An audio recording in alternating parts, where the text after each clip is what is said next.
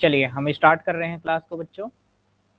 तो ये हमारी आज की लास्ट क्लास है, cell the unit of light life की। यहाँ से हमारा चैप्टर जो है कंप्लीट हो जाएगा, यानी यहाँ से ये कंप्लीट चैप्टर जो है आपको एक बार फिर से रिपीट करना है। ओके, तो चलिए स्टार्ट करते हैं, ज़्यादा टाइम हम नहीं लेते हैं। ओके, तो अगला जो हमारा टॉपिक है बच्चों वो है सीलिया एंड फ्लैजिला। अगला टॉपिक हमारा क्या है? Cilia and flagella. ठीक है बच्चों, ये जो सीलिया एंड फ्लैजिला है ये होता कहाँ पर है और पाया कहाँ जाता है वो देखो। आपने देखा होगा पैरामीशियम का स्ट्रक्चर, आपने देखा होगा पैरामीशियम का स्ट्रक्चर जो है ये नीचे बना हुआ है, आप देख सकते हैं। ये जो स्ट्रक्चर है यहाँ पे, ये वाला स्ट्रक्चर इस तरह से, ये इसकी बेटा क्या होती है? कैप्सूल होती है। क्या होती है? कैप्सूल होती है। ओके, और कैप्सूल से ये छोटे छोटे से क्या है, रोम लाइक क्या हो रहे हैं, ये स्ट्रक्चर निकल रहे हैं। तो बेटा इन स्ट्रक्चर को हम बोलते हैं सीलिया। इन स्ट्रक्चर को हम क्या बोलते हैं बेटा? सीलिया बोलते हैं। ठीक है, फिर फ्लैजिला क्या होते हैं? तो आपने यूग्लिना का स्ट्रक्चर देखा होगा, यूग्लिना में केवल दो ही स्ट्रक्चर होते हैं, एक छोटा होता है और एक बड़ा होता है। ये जो बड़ा पूंछ लाइक यानी टेल लाइक स्ट्रक्चर होता है इसको हम बोलते हैं बेटा फ्लैजिला। इसको हम क्या बोलते हैं बेटा? फ्लैजिला बोलते हैं। ओके, तो सीलिया किसको हम बोलते हैं? जो छोटे छोटे से रोम लाइक स्ट्रक्चर होते हैं इसको हम बोलते हैं सीलिया। जो बड़े से स्ट्रक्चर होते हैं उन्हीं सीलिया में से कुछ बड़े स्ट्रक्चर होते हैं जो टेल लाइक स्ट्रक्चर बनाते हैं, उनको हम बोलते हैं फ्लैजिला। ठीक है, अब क्या होता है कि जो सीलिया और फ्लैजिला है इसका स्ट्रक्चर होता कैसा होता है, तो ये आपको दिख रहा है। अब ये अपने जो बॉडी है यानी सीलिया और फ्लैजिला जो है, जो अमीबा और पैरामीशियम में पाए जा रहे हैं, तो वहां पर क्या होते हैं, कुछ स्ट्रक्चर बनाकर क्या होते हैं, ढसे होते हैं, यानी अंदर होते हैं। तो ये जो स्ट्रक्चर है इसको हम बोलते हैं बेसल बॉडी। बेसल का मतलब होता है आधार। बेसल का मतलब क्या होता है? आधार। तो आधार में जो स्ट्रक्चर होता है उसको हम बोलते हैं बेसल बॉडी। क्या बोलते हैं बच्चा? Basal body. ठीक है, अब यहाँ पे ये जो फाइबर लाइक स्ट्रक्चर है ये एक्चुअल में ऐसा नहीं होता, ये जैसा दिख रहा है इसको हम काटने पर इसका ट्रांसफर सेक्शन यदि हम कट करें और इसका स्टडी करें तो इसमें कुछ अलग तरीके से आपको स्ट्रक्चर दिखेंगे। लेकिन इनमें जो मूवमेंट होता है वो कैसा होता है? घड़ी के सुई के जैसे, यानी क्लॉक वाइज होता है। कैसा होता है? क्लॉक वाइज होता है। और फ्लैजिला में मूवमेंट कैसा होता है? इसमें भी क्लॉक वाइज होता है। कैसा होता है? क्लॉक वाइज होता है। ठीक है, अब यदि हम इनका आगे का स्ट्रक्चर देखें, इनके ट्रांसफर सेक्शन देखें तो किस टाइप से होता है, तो ये बेटा स्ट्रक्चर जो है, स्ट्रक्चर है ये सीलिया और फ्लैजिला का। यदि हम उसको कट करते हैं तो हमें उसमें क्या क्या दिखाई देता है? इसमें आपको दिख रहा है ये सराउंडिंग में चारों तरफ एक मेम्ब्रेन है। क्या है? मेम्ब्रेन है, जिसको हम बोलते हैं बेटा प्लाज्मा मेम्ब्रेन। क्या बोलते हैं? Plasma membrane.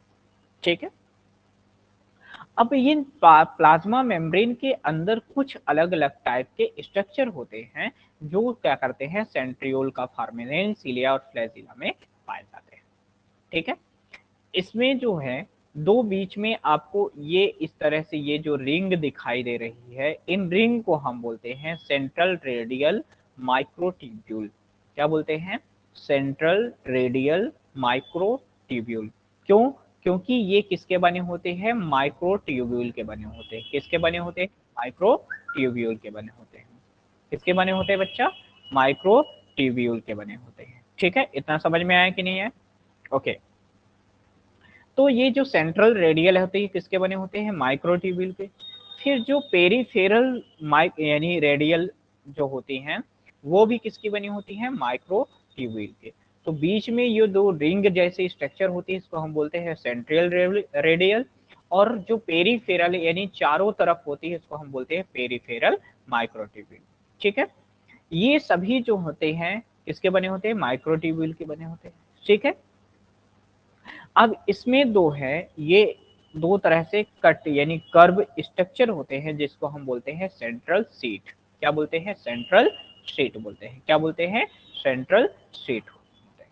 ठीक है, अब ये जो पेरिफेरल माइक्रोट्यूब्यूल्स होते हैं, ये एक दूसरे से किस एक तरह की संरचना द्वारा जुड़े होते हैं, इसको हम बोलते हैं इंटर, ठीक है, डुबलेट, क्या बोलते हैं, इंटर डुबलेट ब्रिज।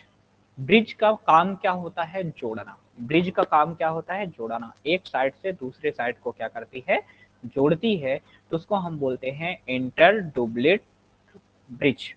ठीक है, अब जो होता है इन इंटर डुबलेट ब्रिज से ये आपस में सेंटर से क्या होते हैं, जुड़े होते हैं, इसको हम बोलते हैं रेडियल स्पोक बोलते हैं। क्या बोलते हैं, रेडियल स्पोक। जैसे आपने देखा होगा साइकिल में तिल्लियां तीलियां जुड़ी होती है ना बीच से, है ना, अटैच्ड होती है, उसी तरह यहाँ भी जो जुड़ी होती हैं, जिसको हम बोलते हैं स्पोक, तो कौन सी स्पोक होती है, रेडियल स्पोक होते हैं। इतना समझ में आया कि नहीं है। ठीक, एक इसका स्ट्रक्चर हो गया, इसका स्ट्रक्चर हो गया सीलिया एंड फ्लैजेला का। आगे देखते हैं, सीलिया एंड फ्लैजेला सूक्ष्मदर्शी, ठीक है, संकुचलशील एवं कोशिका द्रव्य की तंतुमय प्रवर्ध नुमा संरचनाएं होती है। ठीक है, यानी ये कैसी होती है, कॉन्ट्रैक्टाइल होती है, ठीक है, सूक्ष्मदर्शी होती है, ओके, और तंतुमय प्रवर्ध यानी देख रहे हैं छोटे छोटे से प्रवर्ध के रूप में क्या होती है, निकली होती है। ओके, अब ये जो सीलिया और फ्लैजिला होते हैं, कौन से, सीलिया और फ्लैजिला जो होते हैं, ये फाइब्रिल या माइक्रोट्यूब्यूल की रचना होती है। यानी ये जो सीलिया और फ्लैजिला बने होते हैं, किसके बने होते हैं, फाइब्रिलर होते हैं, और किसके बने होते हैं, माइक्रोट्यूब्यूल के बने होते हैं। इनको कोर को अक्षसूत्र यानी एक्सोनेमा कहा जाता है। इनके जो कोर होते हैं उनको हम क्या बोलते हैं, एक्सोनेमा कहते हैं। इनको कोर को, इनके कोर को हम क्या बोलते हैं, एक्सोनेमा, जिसमें प्रायः अरी रूप से व्यवस्थित परिधि माइक्रोट्यूब्यूल होती है। कैसे होती है, माइक्रोट्यूब्यूल्स होती है। कितनी होती है, 9 दुख होती है, यानी 9 डुबलेट होती है। आप यदि इसको गिनोगे तो ये कितने हैं, 9 हो, इसको गिनोगे तो कितने हैं, 9 होंगे। 1 हो गई, 2 हो गई, 3 हो गई, 4 हो गई, 5 हो गई, 6 हो गई, 7 हो गई, 8 हो गई और 9। तो 9 कितनी क्या होती है, डुबलेट होती है। तथा केंद्र में स्थित एक जोड़ी माइक्रोट्यूब्यूल होती है। ठीक है, इसको हम क्या बोलते हैं, एक्सोनीमल।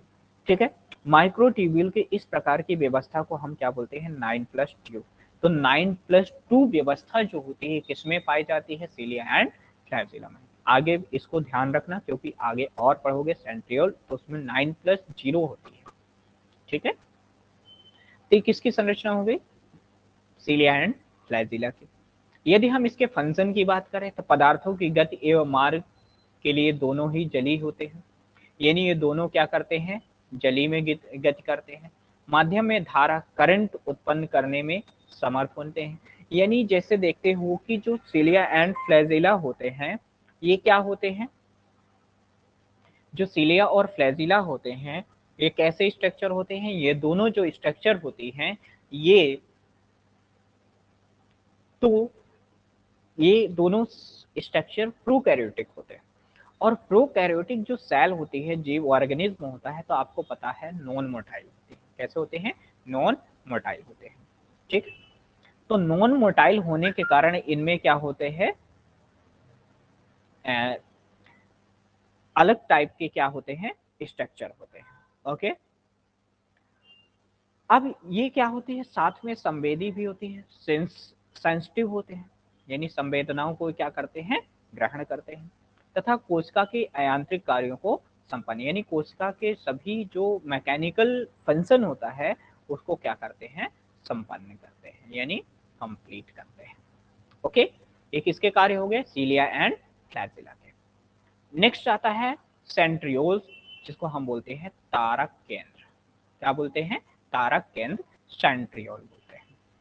अब ये क्या होता है, तारक केंद्र क्या होते हैं, ये दो बेलनाकार छड़ाकार माइक्रोट्यूब्यूल की रचना होती है। ये ध्यान रखना आपको कि जो सेंट्रियोल होता है ओनली एनिमल सेल में पाया जाता है। मैंने आपको पढ़ाया भी है और आप पढ़े भी हो अच्छे तरीके से।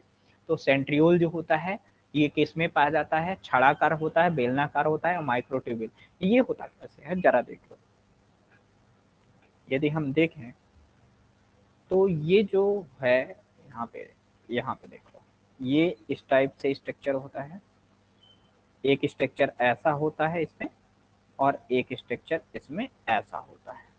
ठीक है, इसके सराउंडिंग में कुछ इस तरह से रेज निकली रहती हैं, यानी किरणें निकली रहती हैं, जिसको हम बोलते हैं स्टर रेस। इनको हम बोलते हैं स्टर रेस।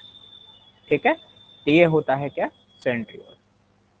ठीक, ये नाभिक के पास स्थित होता है। ये इसका पोजीशन क्या है, नाभिक है। सेंट्रियोल में सीमाकारी झिल्ली यानी मेम्ब्रेन होती है तथा डीएनए आरएनए का अभाव होता है, यानी मेम्ब्रेन नहीं होती है, डीएनए और आरएनए नहीं होता है। ठीक है, माइटोसिस या मियोसिस के दौरान माइक्रोट्यूब्यूल के तर्क अर्थात माइटोटीकरण उपकरण माइटोटिक ऑपरेटस का निर्माण करते हैं। यानी जब सेल का विभाजन होता है, यानी समसूत्री और अर्धसूत्री विभाजन के समय ये माइक्रोट्यूब्यूल्स का क्या करते हैं, फॉर्मेशन करते हैं, यानी निर्माण करते हैं, और माइटोटिक ऑपरेटस का क्या करते हैं, निर्माण करते हैं। इनमें जो होते हैं व्यवस्था जो होती है 9+0 है। अभी मैंने बोला था, आप देख रहे हैं सीलिया और फ्लैजिला में क्या होता है 9+2 होती है, और इसमें क्या होती है 9+0 होती है। उसमें डबलेट होता था, यहाँ पे ट्रिपलेट होता है, ध्यान रखना। अब यहाँ पे ये देख लीजिए, ये स्ट्रक्चर आपको दिख रहा, ये एक्चुअल में थोड़ा अलग तरीके के, ये वाला स्ट्रक्चर देखो, यहाँ ये वाला स्ट्रक्चर देखो, यहाँ पे देख रहे हो ये छोटे छोटे से ये ग्रेन्यूल्स जो हैं, ये कितने हैं, 3 है। यहाँ पे 2 गलत, थोड़ा स्ट्रक्चर यहाँ पे 2 है। तो यहाँ पे क्या होती है, प्लाज्मा मेम्ब्रेन होती है। क्या होती है, प्लाज्मा मेम्ब्रेन होती है। क्या होती है, प्लाज्मा मेम्ब्रेन होती है। फिर अगला क्या होता है, ये डाइनिन प्रोटीन के इधर बने कुछ स्ट्रक्चर निकले होते हैं। ठीक है, अंदर भी होते हैं, बाहर होते हैं। तो आउटर को बाहर साइड को आउटर और अंदर वाली को अंदर। तो अंदर डाइनिन प्रोटीन के बने स्ट्रक्चर होती है और इनर डाइनिन।